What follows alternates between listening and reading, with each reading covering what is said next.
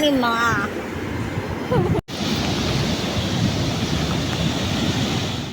কেমন আছো তোমরা সবাই? আশা করছি অনেক ভালো আছো, আমিও বেশ ভালো আছি। আজকে আছি দীঘা ট্রিপে।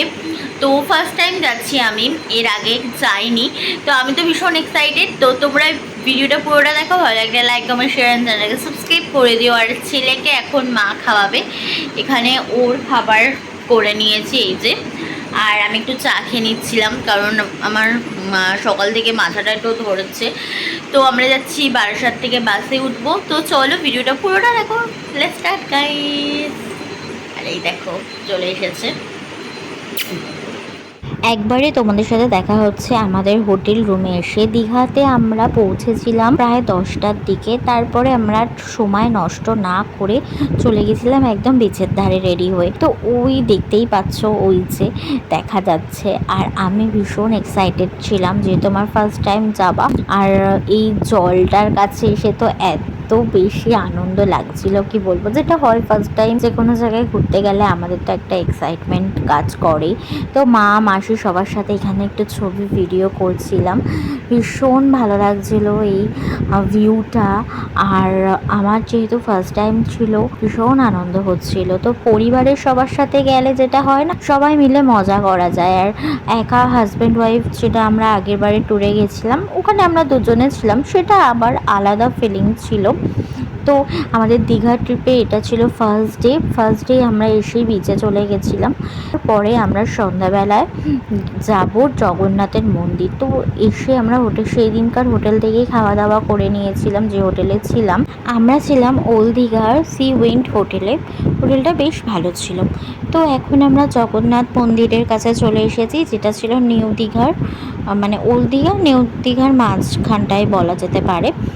তো এখান থেকে আমাদের টোটো ভাড়া লেগেছিল প্রায় 150 টাকা মতন। হ্যাঁ, আর এখানে তো ভিউটা ভীষণ সুন্দর, যেহেতু নতুন হয়েছিল, ভিড়ও প্রচুর ছিল আমরা যখন গেছিলাম। আর আমরা বাড়ি ফেরার পরের দিনই মন্দিরটা বন্ধ হয়ে যেত, সেই কারণে এই সময় প্রচুর লাইন ছিল। 12ই জুন মন্দির বন্ধ হয়ে যেত। এই সময় ভিড়টা তোমরা দেখতেই পাচ্ছ কতটা ভিড়।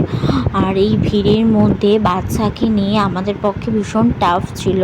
কিন্তু যেহেতু আমরা ফ্যামিলিতে অনেকেই ছিলাম একসাথে, সাথে আমাদের সাথে যে বৌদিরাও ছিল, তারাও আমাদেরকে অনেক হেল্প করেছে আমার বেবির জন্য। তো সবাই একসাথে ধরে ওকে নিয়ে যাচ্ছিলাম। আর ভেতরের মূর্তিটা তো ভীষণ সুন্দর ছিল।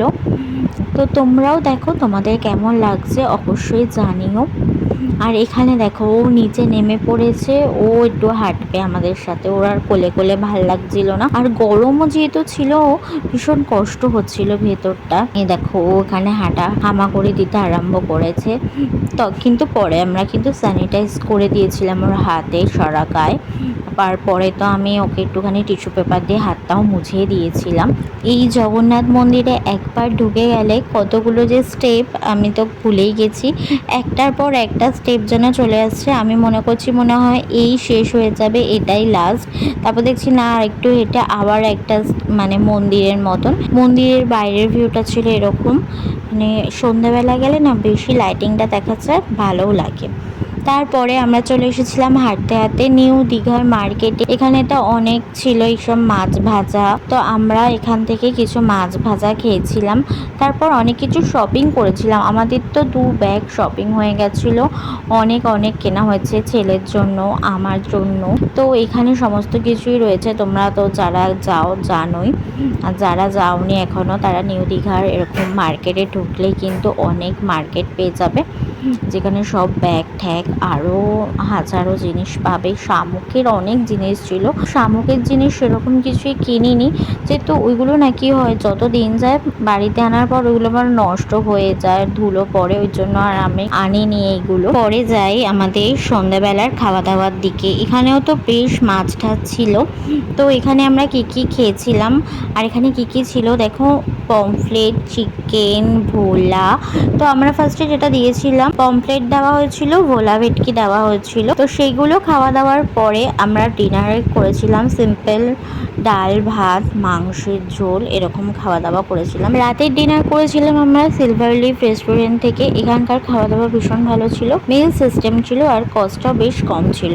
তো বন্ধুরা এই ছিল দীঘার প্রথম দিনের সারাদিনের খাওয়া দাওয়া ঘোরা। তো পরের দিন আবার তোমাদের সাথে দেখা হবে।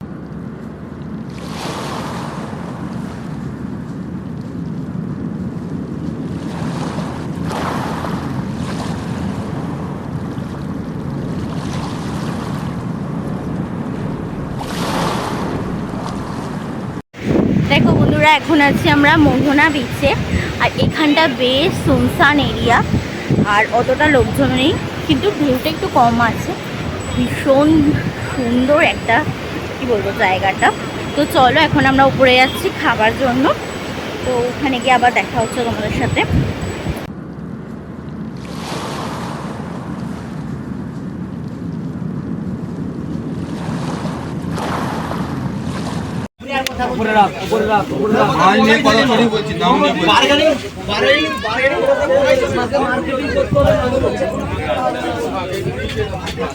এই দেখো এখানে লোটে শুট করে গেল।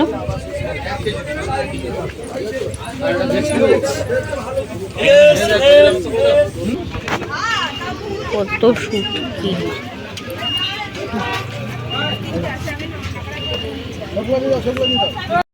এখন আছি আমরা মোহনার মাছ বাজারে। এখানে শুটকি মাছ, কাঁচা মাছ অনেক রকমের ছিল। এখান থেকে আমরা শুটকি মাছ অল্প করে নিয়েছিলাম। নেক্সট দিন আসার ইচ্ছা ছিল, তবে আর আমরা যেতে পারিনি কারণ আমাদের বাসটা একটু তাড়াতাড়ি ছিল।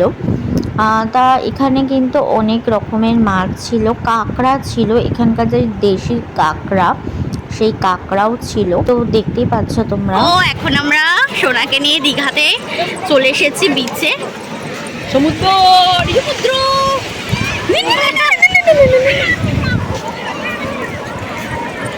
এখন আমরা চলে এসেছি সমুদ্রের ধারে ছেলেকে নিয়ে।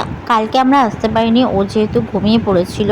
ও ছিল ওর ঠাকুমার কাছে, আর ও এসে একটু ভ্যাবাচেকা খেয়ে গেছে। এত লোকজন কি হচ্ছে দেখে একটুখানি মানে কি বলবো, হাসছেও না কাঁদছেও না, একদম হতভম্ব হয়ে গেছিল। তারপর কিছুক্ষণ ওকে নিয়ে আমরা এখানেই ছিলাম। ও একটুখানি খেলা করছিল বাড়ির মধ্যে বসে। তো ওখানে কিছু ছবি টবি তুলে তারপরে আমরা এখান থেকে বেরিয়ে যাব উদয়পুরের দিকে।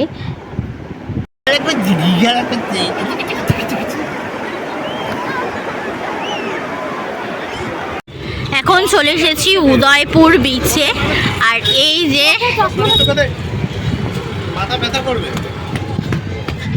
এই যেখানে দেখো সমস্ত, তো এখন আমরা যাবো ওইদিকে, এবার গিয়ে ওখানে বসে ভিডিওটা করব। এখনও আমরা কোথায় বসবো ঠিক হয়নি, তো আরও দূরে যেতে হবে একদম। মানে আমাদের ইচ্ছা ছিল একটু জলের পাড়ে বসবো। চলো দেখি কোথায় বসা যায়, তোমাদেরকেও দেখাবো। আর এখানে তো এসে মাছ ভাজা তো খাবোই। আর দেখো একদম অনেক জলে আমরা চলে এসেছি। আর এখানে হয়েছে যেটা, যে জলের মধ্যে বসেছিলাম কিন্তু এখানে কি চেয়ারটা ডুবে যাচ্ছিল। আর ওরাও বলছিল একটুখানির মধ্যে অনেকটা আরো জল চলে আসবে, আমরা ভিজে যাব। তো আমরা আবার যেহেতু রিটার্ন করব, তার জন্য আমরা একটু জলের মধ্যে, অত জলে বসলাম না, একটু ওপর দিকে বসলাম। তো এখানে অনেক কিছু খাবার নেওয়া হয়েছিল। সবকটা খাবারের মধ্যে সব থেকে আমার যেটা ভালো লেগেছিল সেটা হচ্ছে একটা লোটে মাছের ঝুড়ি মতন ছিল। আমি সেরকম কিন্তু লোটে মাছ পছন্দ করি না, কিন্তু এখানে যেটা করে দিয়েছিল অসাম হয়েছিল। মানে এখনো আমি বলছি, তো এডিট করার সময় যেন আমার মানে জিভ থেকে জল পড়ে যাচ্ছে। আর ছিল কাঁকড়াটাও ভীষণ সুন্দর হয়েছিল। তারপর এখান থেকে আমরা রিটার্ন হয়ে সন্ধ্যাবেলা গেছিলাম আবারও একটু বিচে বসতে, যেহেতু আজকে রাতে ছিল আমাদের লাস্ট দীঘাতে।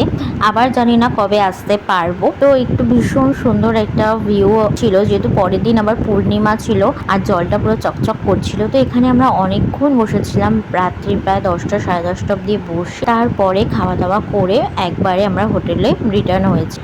এই ছিল আমার দীঘার 2 দিনের 2 নাইটের গল্প। কি কি করলাম সবই দেখালাম। আর লাস্ট আসার দিনও আমি গেছিলাম, তো তখন একদম ভরা জোয়ার ছিল। দেখতে পাচ্ছ জলটা কতটা উপরের দিকে উঠে এসেছে। তো সেদিনকার অল্প স্নান করে আবার আমরা হোটেলে রিটার্ন করে বেরিয়ে গেছিলাম। তো ভিডিওটা আজকে এটুখানি, তোমাদের কেমন লাগলো অবশ্যই জানিও। ভালো লাগলে আজকের ভিডিওটা একটা লাইক, কমেন্ট, শেয়ার, চ্যানেলকে সাবস্ক্রাইব করে দিও। আর দেখা হবে নেক্সট ভিডিওতে। টাটা, ভালো থাকো, সুস্থ থাকো।